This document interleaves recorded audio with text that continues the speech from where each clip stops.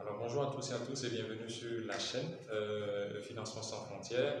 Comme vous le savez déjà, sur cette chaîne, on s'est donné pour mission de pouvoir partager du contenu et pouvoir participer à l'éducation financière et également mettre à votre disposition ces solutions et ces dispositions-là favorables dans l'écosystème qui vont vous permettre de pouvoir saisir des opportunités et avoir droit au financement ou également pouvoir concrétiser vos projets d'entreprise qui vous tiennent à cœur afin que on puisse tous parvenir à cette émancipation en ayant de quoi vivre, le revenu qu'il faut, les moyens qu'il faut, s'enrichir et avoir de l'argent.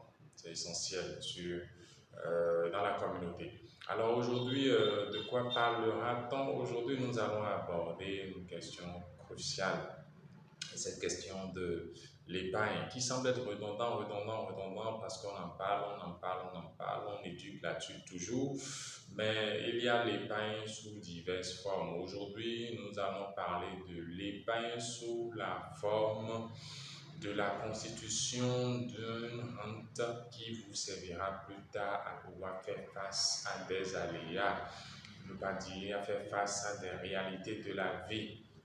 Euh, le financement, par exemple, de l'éducation d'un enfant, le financement, par exemple, d'un projet d'entreprise qui vous tient à cœur. Vous travaillez aujourd'hui et vous pensez que d'ici 5, 10, vous ambitionnez que d'ici 5, 10, 15 ans, vous ne soyez plus cette personne-là qui va travailler dans la vision d'une autre personne. Parce que, comme on le dit, si vous ne travaillez pas pour votre vision, vous risquez d'être recruté par quelqu'un pour aller travailler pour sa vision à cette personne-là. Ce n'est pas mauvais en réalité, ce n'est pas du tout mauvais d'aller travailler pour la vision d'autrui, parce qu'il faut déjà se faire soi-même l'étoffe là du serviteur avant de devenir maître. C'est nécessaire. Mais bien avant cela, alors, que faire pour pouvoir se donner l'étoffe? L'étoffe, il faudrait pouvoir épargner de l'argent, se constituer un capital. Ce capital vous aidera plus tard à démarrer vous également votre business, votre activité, votre projet. Alors en ce moment-là, les épargnes sous la forme d'une rente sont intéressants, sont nécessaires. Pour faire face à l'éducation de l'enfant, comme je le disais, nous avons tous aujourd'hui que payer la scolarité, ce n'est pas déjà chose facile au jour le jour. Maintenant, supporter la scolarité jusqu'à ce que l'enfant ait le baccalauréat. Et maintenant, plus encore, supporter l'éducation à l'université, c'est coûteux. C'est coûteux. Donc, pour cela, nous avons des solutions aussi d'épargne qui existent. Toutes ces solutions sont toujours sous la forme de rente. Les rentes sont également diverses autres. Mais étant spécialiste d'un domaine donné, on va vous apporter aujourd'hui d'abord la clairvoyance sur une des solutions qui pourrait vous aider à pouvoir s'en sortir.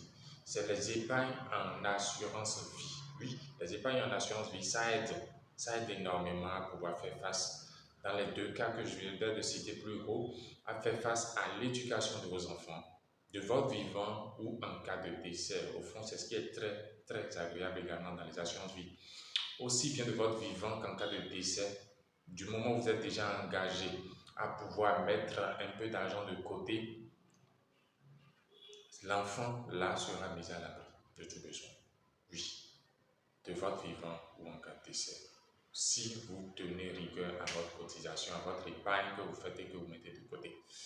Pareillement, pour l'épargne liée à votre projet, du moment où vous avez commencé, vous avez visé un capital à constituer et par rapport à cela, vous faites une épargne conséquente.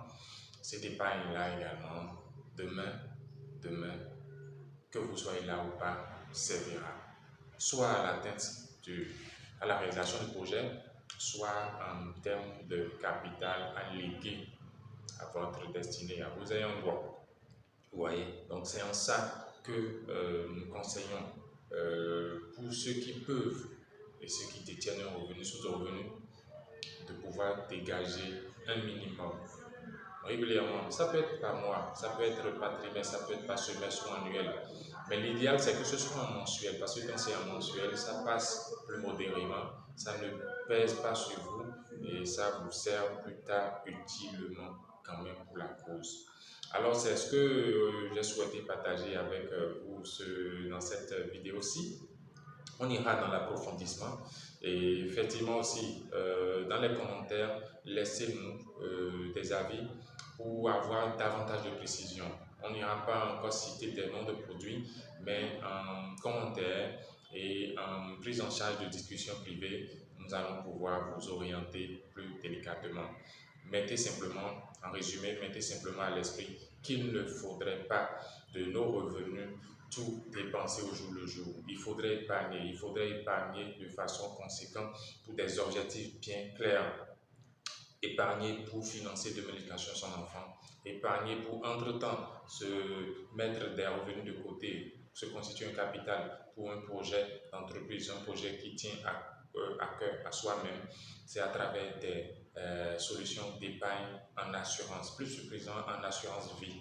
Ça aide. Nous avons également d'autres formes d'épargne rentier, mais on va y arriver pas à pas. Donc, merci beaucoup pour la vidéo. Je vous recommande de vous abonner à notre chaîne Financement sans frontières. Vous aurez toujours de ces genres de vidéos qui vous éduquent, qui vous donnent cette possibilité d'avoir la bonne information dans des termes clairs, dans des jargons faciles à accéder. Et parce que la banque, l'assurance, les finances et consorts, il y a un jargon spécifique qui parfois est un blocage, mais là, démocratisé et facile.